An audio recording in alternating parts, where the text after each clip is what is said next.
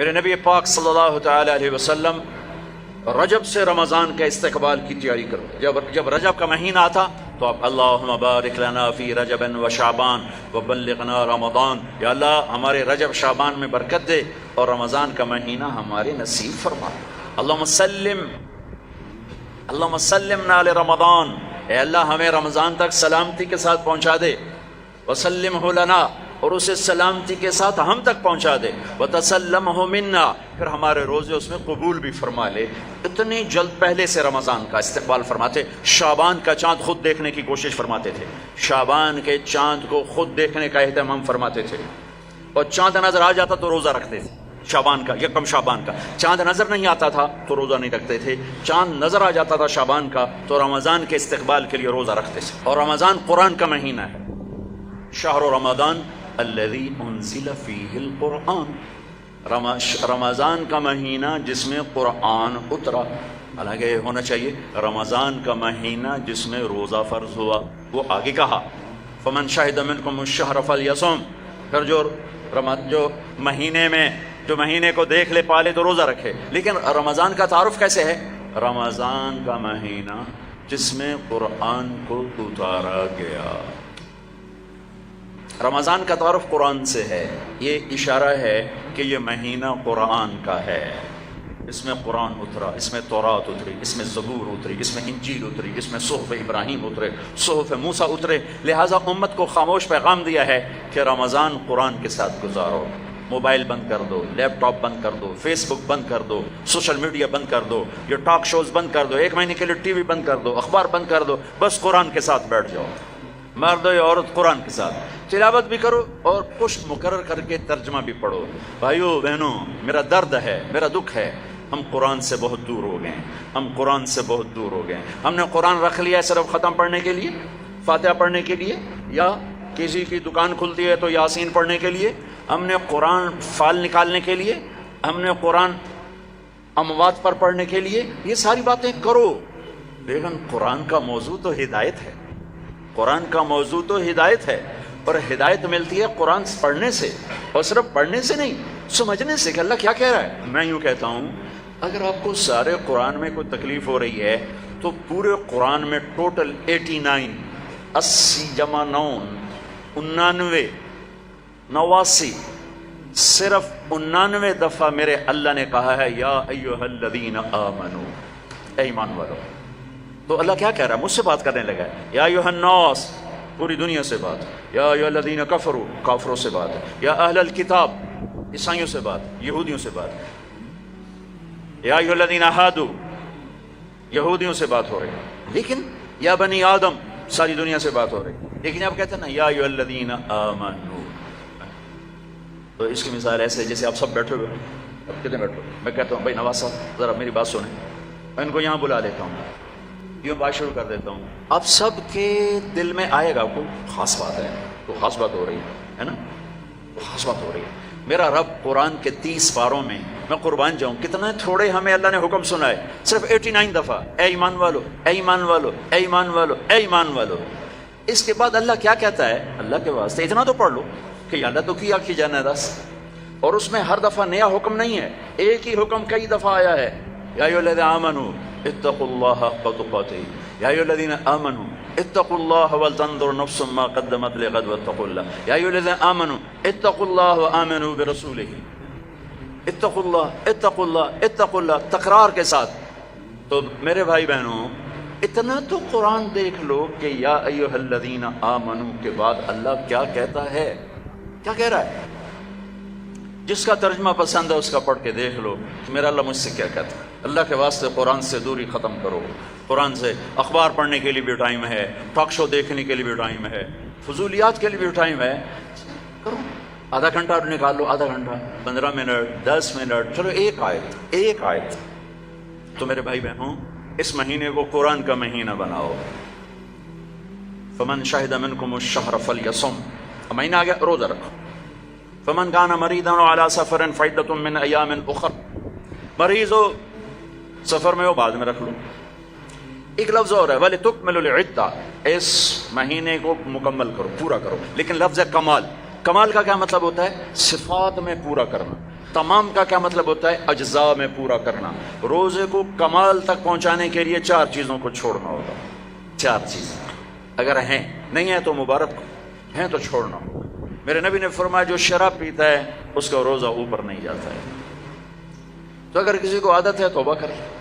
پھر شرابی تو تھوڑے ہیں، جو ماں باپ کا نافرمان ہے اس کا روزہ اوپر نہیں جاتا ہے. یہ بہت زیادہ ہیں. ماں باپ کی نافرمانی تو جنگل کی گھاس کی طرح پھیلی ہوئی ہے. شاید ہی کوئی خوش قسمت ماں باپ ہوں گے جن کی اولاد ان کی آنکھوں کی ٹھنڈک ہوگی، ورنہ آج کل اولاد سینے کا کانٹا بنے ہوئے ہیں اور کانٹے کی طرح چبھے ہوئے خنجر کی طرح کاٹ رہے ہیں. ماؤں کو روتے دیکھا ہے، تڑپتے دیکھا ہے. ماں باپ کو، مجھے ایک باپ کہہ رہا ہے، باپ میرے علاقے کے زمیندار فوت ہو گئے، پرانا تعلق، میرا پتر اگے چ سڑدا پہ ہوئے تو میں دعا نہ کرے سا بچ کر. ہاں میرے سامنے بیٹھ کے کہ مولانا صاحب وہ دی ماں بھی آندھی ہے جا اگے سڑدا پہ اسی تو میں نہ اکسان اللہ سائیں میرے پتر نو بچا. تو ماں باپ کی نافرمانی یہ روزے کو نہیں پورے دین کو روک دیتی ہے. پورے دین کو روک دیتی ہے. صرف روزہ نہیں ہے، پورا دین رک جاتا ہے. ایک صحابی علقمہ رضی اللہ تعالیٰ عنہ، ان کی بیگم کا پیغام آیا ہے کہ میرے خامن مر رہے ہیں، کلمہ نہیں پڑھا جا رہا. صحابی جن کے بارے میں اللہ کہتا ہے کلن وعد اللہ الحسنى، میرے محبوب تیرا ہر صحابی جنتی. وعدہ کیا ہے؟ وعدہ. ان کی خطائیں معاف، یہ نہیں کہ ان سے گناہ نہیں ہوئے تو ہم نے معاف کر دیا، آپ کی توفیل معاف کر دی. تو آپ دوڑے ہوئے گئے، کہا بیٹا کلمہ پڑھو. کہا جی نہیں پڑھا جا رہا، بول رہے ہیں کلمہ نہیں پڑھا جا رہا. آپ نے پوچھا ماں باپ میں کون ہے؟ کہا جی ماں. آپ نے پوچھا ناراض ہے؟ کہا جی ناراض ہے. ہم بولو وہ آ گئیں. تو آپ نے پوچھا علقمہ کی ماں تم ناراض ہو بیٹے سے؟ کہا جی ناراض ہو. کیوں ناراض ہو؟ اب وجہ سننا، آج کل کی وجہ نہیں، وجہ سننا. کہا یا رسول اللہ میرا بچہ بہت نیک ہے، رات کا اٹھنے والا تھا، دن کا روزے والا تھا، لیکن مجھ سے بات بدتمیزی سے کرتا تھا، سخت لہجے میں بولتا تھا. مجھے اس کا دکھ ہے، اس نے اپنی زبان سے میرا دل توڑا، زخمی کیا. اللہ اللہ. آج کی طرح نہیں کہ ماں باپ کو دھکے دیے جا رہے ہوں، گالیاں دی جا رہی ہیں، صرف اتنا کہ یہ مجھے بدتمیزی کے ساتھ مجھ سے بولتا تھا. تو آپ نے کہا معاف کرو گی؟ کہا میرا جی نہیں چاہتا. آپ نے کہا میں آگ لگا دوں اس کو، پھر سفارش کرو گی؟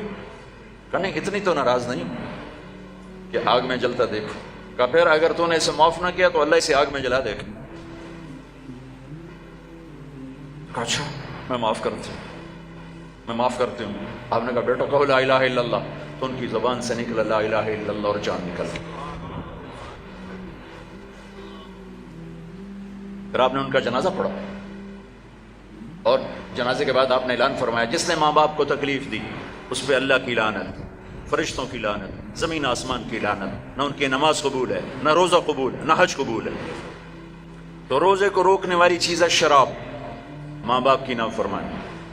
لیکن ماں باپ سے بھی کہتا ہوں ایسے رویے مت اختیار کرو کہ اولاد گستاخ ہو جائے. آج کے 90% ماں باپ اپنی خطاؤں سے اولاد کو گستاخ بنا رہے ہیں. انہیں پتہ نہیں ہے کہ اولاد کو لے کے کیسے چلنا ہے. تربیت چڑھائی چڑھنے کو کہتے ہیں، رب واسے ہے تربیت. اور چڑھائی چڑھنے میں پسینے آتے ہیں، بدن ٹوٹتا ہے. اور آج کی تربیت ہے ڈنڈے مارو بے عزت کرو، ڈنڈے مارو بے عزت کرو، چاہے ماں باپ ہو، چاہے اسکول ہو، چاہے مدرسہ ہو، چاہے وہ مکتب ہو، بے عزت کرو. یہ چیز گستاخی پیدا کرتی ہے. میرے نبی نے کہا اکرموا اولادکم، اکرموا اولادکم، اپنی اولاد کو عزت دو. حضرت علی کا فرمان ہے لأنہم خلقوا لزمان غیر زمانکم، یہ تم سے اگلے زمانے کے لیے پیدا کیے گئے ہیں. اگر اپنے نام کو باقی رکھنا چاہتے ہو تو ان کو عزت دو. اور میرے نبی کیسے عزت دیتے تھے؟ بس فاطمہ رضی اللہ تعالیٰ عنہا گھر تشریف لاتی، کبھی کبھی تو نہیں آتی، دیوار کے ساتھ دیوار ہے، آنا جانا لگا ہوا ہے، لگا ہوا ہے، لگا ہوا ہے. جتنی دفعہ آتی ہیں اور جب آتی، جتنی دفعہ آتی ہیں اور جب آتی، میرے نبی کھڑے ہو جاتے، چار پار پہ کھڑے ہو جاتے، کھڑے ہو جاتے. اور وہ فاطمہ ہیں، یہ میرے نبی ہیں، یہاں کھڑے ہو کر انتظار نہیں کرتے تھے، آگے بڑھ جاتے تھے، آگے بڑھتے تھے اور آگے بڑھ کر اپنی بیٹی کا ہاتھ پکڑتے، پھر یہاں بوسہ لیتے، پھر ان کا ہاتھ پکڑ کے لاتے، پہلے اپنی بیٹی کو بٹھاتے اور اس کے بعد خود بیٹھتے تھے. سبحان اللہ، کیا کمال ہے، کر کے دکھایا. ہم تو اپنے بیٹوں کا کبھی شاباش ہی نہیں دیتے. میں نے ایک دوست سے کہا یار اپنے بچوں کو کبھی شاباش بھی دیا کر. کہا کس گل کی شاباش دے سارا دن ستے رہتے شاباش دے فلموں میں شاباش دے گانے سنتے شاباش دے. میں کہ یہ تو برائیاں ہو گئیں, کوئی اچھائیاں بھی دیکھ. اچھائیاں بھی ہوں گی, چونکہ ہر انسان کے اندر نیگیٹو تار بھی ہے, پازیٹیو تار بھی ہے. تو ان کی اچھائیوں کو واہ واہ کرو, وہ برائیاں خود چھوڑتے چلے جائیں گے. ہر وقت ٹوکا ٹاکی, ہر وقت ٹوکا ٹاکی, یہ کیوں نہیں کیا, یہ کیوں نہیں کیا, یہ کرنا تھا. اور ایک یہ پڑھائیوں نے تباہ کر دیا ہماری نسل کو, ہماری اولاد کو. 3 سال کا بچہ جسے ماں کی گود کی ضرورت ہوتی ہے, وہ ظالم ماں ہے جو 3 سال کے بچے کو اسکول کے حوالے کر دیتی. تیسرا جس سے روزہ برباد ہوتا ہے, جو رشتہ داروں سے لڑتا ہے, خون کے ماں کے رشتے, باپ کا رشتہ, چچا باپ کا رشتہ, باپ کی طرف سے جو بھی رشتے آ رہے ہیں باپ کی طرف سے, ان سے لڑائی جھگڑے. ماں کی طرف سے رشتہ, خالہ, نانی, نانا, ماموں, باپ کا رشتہ, پھوپھی, پھوپھا, خالہ, خالو, جو ان سے سینگ پھنساتا رہتا ہے, لڑتا رہتا ہے, اس کا روزہ بھی اٹک جاتا ہے, اوپر نہیں جاتا ہے. تو بھائی اگر کوئی ایسا لڑائی بڑائی کا چکر ہے, اس سے بھی توبہ کرو, اپنے روزے کو بچاؤ. چوتھا, جو کسی کے لیے دل میں نفرت پالتا ہے, دل میں بغض پالتا ہے, دل میں کینہ پالتا ہے, اس کا روزہ بھی اٹک جاتا ہے.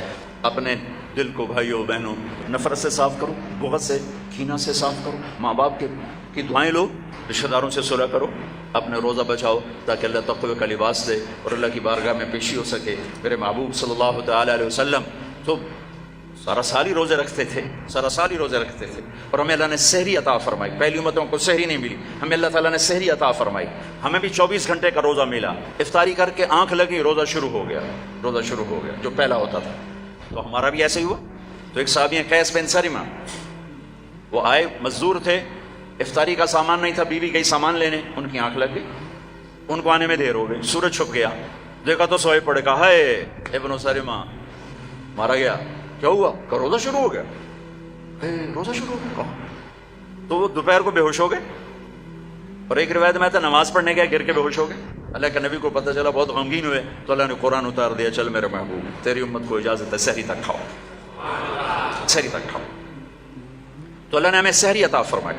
ہمارے نبی پاک صلی اللہ تعالی وسلم سحری کے کھانے کی تاکید فرماتے تھے کہ یہ برکت والا کھانا ہے. اللہ اس کے فرشتے سحری کھانے والوں پر برکتیں, رحمتیں نازل فرماتے ہیں. خود ہمارے نبی پاک صلی اللہ تعالی وسلم سحری کا اہتمام فرماتے تھے. آپ تو عام طور پر 2-4 کھجوریں, ایک گلاس پانی, بس آپ کی سحری ہو جاتی. اور آپ افطار بھی ایسے ہی فرماتے تھے کہ صحابی فرماتے ہیں آپ ایسے بیٹھے ہوتے, آپ کے ہاتھ میں کھجور ہوتی تھی, ایسے کھجور لے کے بیٹھے ہوتے تھے. اور ایک صحابی ٹیلے پہ چڑھا ہوتا تھا یا کسی مکان کی چھت پہ چڑھا ہوتا تھا, اور اس کو امر تھا بھائی سورج کو دیکھتے رہنا. آپ کھجور آپ کیسے ہاتھ میں ہوتی تھی. جو ہی وہ کہتا یا رسول اللہ سورج ڈوب گیا, تو آپ فوراً کھجور منہ میں لیتے تھے.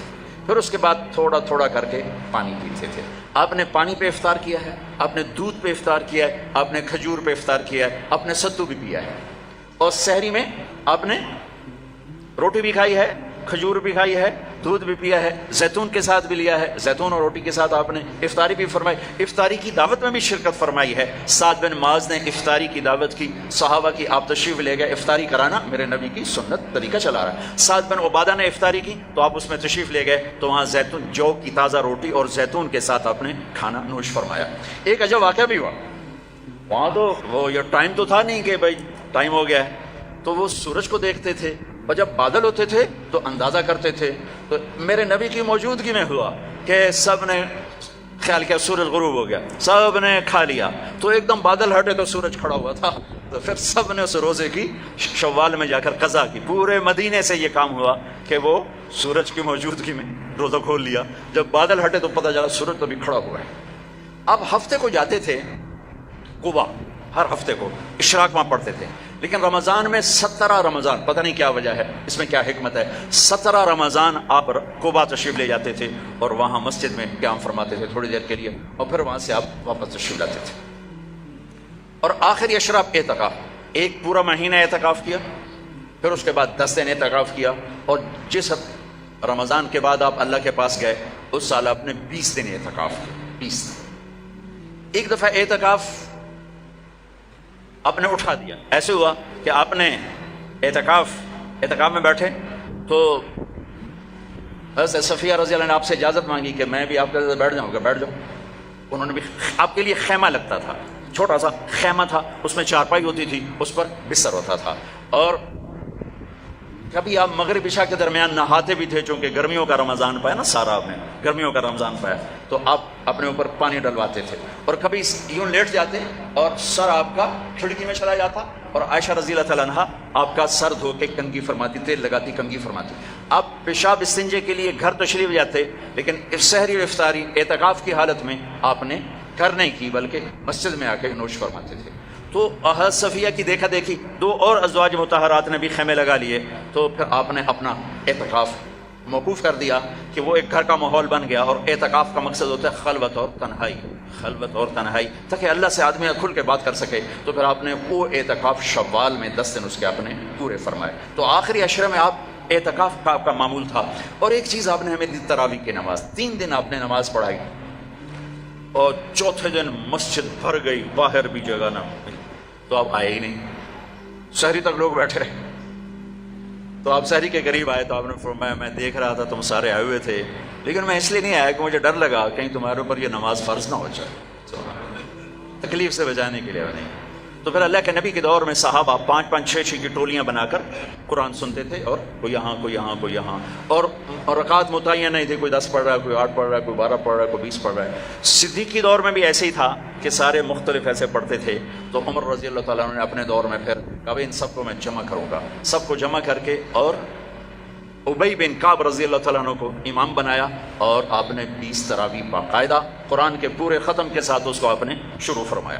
اور ادھر عبداللہ بن صائب رضی اللہ تعالیٰ عنہ کو خواتین کا امام مقرر فرمایا کہ وہ ان کو تراویح پڑھائیں اور اس میں قرآن سنائیں۔ یہ جو حرم شریف میں دعا ہوتی ہے ختم قرآن کی نا، آخری رکعت میں قل اعوذ برب الناس، یہ دعا حضرت عثمان نے شروع کروائی کہ جب قرآن ختم ہو رہا تھا اور آخری 2 رکعت رہ گئیں، تو آپ نے حافظ سے کہا جب قرآن ختم کرو تو دعا کرنا۔ انہوں نے کہا جی کیا دعا کروں؟ کہ جو تیرے دل میں آیا کرنا۔ تو بھائی یہ حضرت عثمان رضی اللہ تعالیٰ عنہ کی سنت ہے کہ پھر انہوں نے یہ دعا منگوانا شروع فرمائی، اور اس وقت سے اب تک یہ امت کا معمول چلا آ رہا ہے۔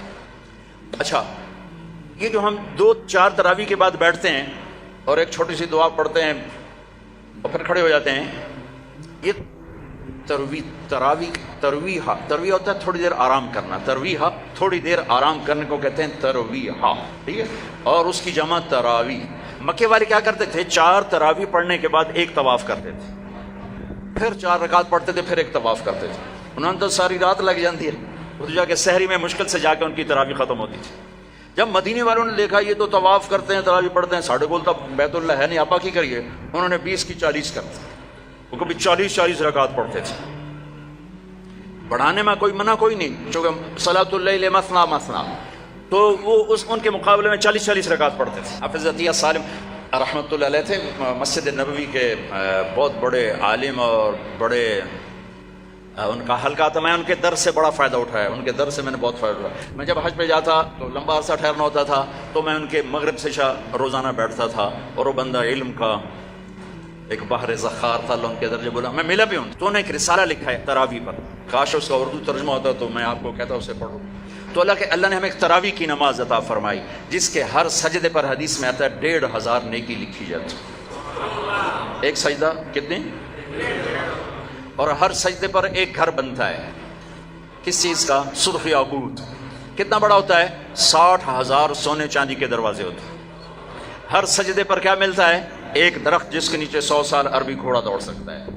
پھر تراویح اور روزے کے بدلے کیا ملتا ہے؟ اللہ آخری رات کہتا ہے میرے بندے بندی ہو، دن کا روزہ رات کی تراویح میں نے دیکھا، میں نے قبول کیا، جاؤ معاف کر دیا، جاؤ معاف کر دیا۔ ایک سحری میں اللہ کے نبی کے سامنے بکرے کی سری پیش کی گئی، آپ کے گھر میں تو نہیں پکتی تھی، کہیں سے پک کر آئی، تو آپ کھا رہے تھے، تو حضرت علی بھی آپ کے ساتھ تھے، تو ارباز بن ساریہ اوپر سے آ گیا، آپ نے کہا آؤ برکت کا کھانا ہمارے ساتھ کھاؤ، وہ بھی بیٹھ گئے، تینوں کھا رہے۔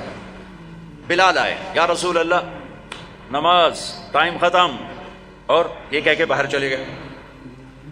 اذان دینے سے پہلے پھر دیکھنے آئے کہ چھوڑ دیا کھانا تو اذان دو، آئے تو آپ ابھی کھا رہے تھے، انہوں نے کہا یا رسول اللہ واللہ لقد اصبحت، اللہ کی قسم ٹائم ختم ہو گیا، یعنی صبح ہو گئی۔ تو تیرا بھلا ہو جائے، ارے بلال صبح نہیں ہوئی تھی، تیری قسم کی وجہ سے اللہ نے اسے پہلے نکال دیا کہ تیری قسم جھوٹی نہ پڑ جائے، تیری قسم پر اللہ نے اسے پہلے نکال دیا۔ اور اس پر حضرت علی نے بعد میں فرمایا اگر بلال قسم نہ اٹھاتے تو جب تک میرے نبی کھاتے رہتے صبح نہیں ہونی تھی۔ عبید رضی اللہ تعالیٰ عنہ دیگ بنا رہے تھے، دیگ، تو میرے نبی کو دستی کا گوشت بڑا پسند تھا، تو آپ نے کہا عبید ناولنی الذراع، مجھے دستی تو پکڑانا، تو انہیں ایسے نکال کے دے دی، تو آپ نے اس کو یوں پکڑا ہڈی کے دونوں کناروں سے ایسے، اور دانتوں سے کاٹ کاٹ کے کھایا اور پھینک دیا۔ عبید ناولنی الذراع، دستی پکڑانا، انہوں نے پھر نکال کے دے دی، آپ نے پھر یوں پکڑا اور تو بکرے کی دو ہی ہوتی، آپ نے کہا ناولنی الذراع، عبید مجھے دستی پکڑانا، وہ کچے نکلے، یا رسول اللہ بکری کی تو دو ہی ہوتی۔ آپ نے کہا ارے عبید اگر تو ہاتھ ڈال دیتا تو جب تک میں کہتا رہتا مجھے اللہ دستیاں نکال کے کھلاتا رہتا۔ تو بھائیو، اللہ نے ہمیں بہت خوبصورت مہینہ دیا ہے، اب اس کی رحمتوں کا مہینہ ہے، جہنم کے دروازے بند ہیں، جنت کے دروازے کھلے ہوئے ہیں، اور اللہ کی معافی کے اعلان ہو رہے ہیں۔ آپس کی لڑائیاں معاف کرو، جھگڑے معاف کرو، جس سے بھی ہو، بیوی سے لڑائی ہے، بیوی کی خامد سے لڑائی ہے، ماں باپ کی بچوں سے، بچوں کی ماں باپ سے، بھائی بھائی سے، پارٹنر سے، دوست سے، اللہ کے واسطے دفن کر دو، دفن کر دو، اپنے ملک کو پاک کر دو لڑائیوں سے، فرقہ واریت سے۔ اس رمضان میں فرقہ واریت کو دفن کر دو۔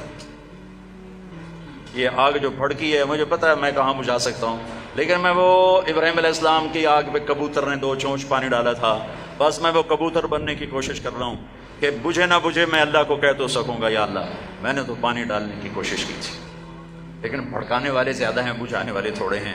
لیکن تم تو نہ بھڑکو، ایسی باتیں مت سنو جو تمہیں فرقوں میں بانٹ دیں، جو تمہیں کسی دوسرے مسلمان فرقے کے بارے میں نفرت سے بھر دیں، کفر سے بھر دیں۔ ارے بھائیو، کسی کو کافر کہنا آسان کام نہیں ہوتا ہے، آسان کام نہیں ہوتا ہے۔ اللہ کے واسطے وقت کی رفتار دیکھو، افق کا رنگ دیکھو، آسمان کے تیور دیکھو، زمین کی گردش دیکھو، اتنے زمین بھی تیور بدل رہی ہے، فلک بھی آنکھیں دکھا رہا ہے، اس کے باوجود اس قدر نفرت دین کے نام پر، کفر کافر۔ کون جائے گا جنت؟ کس کے لیے جنت ہے؟ بھائیو، دروازے اپنے مسلک پہ قابو رہو، دوسرے کو عزت دو، دوسرے کے لیے بھی جنت کا دروازہ کھلا رکھو، صرف اپنے واسطے نہ کرو اسام اندر جا کے تو ود کنڈا لا لینا کہ وڑن ہی نہیں دے،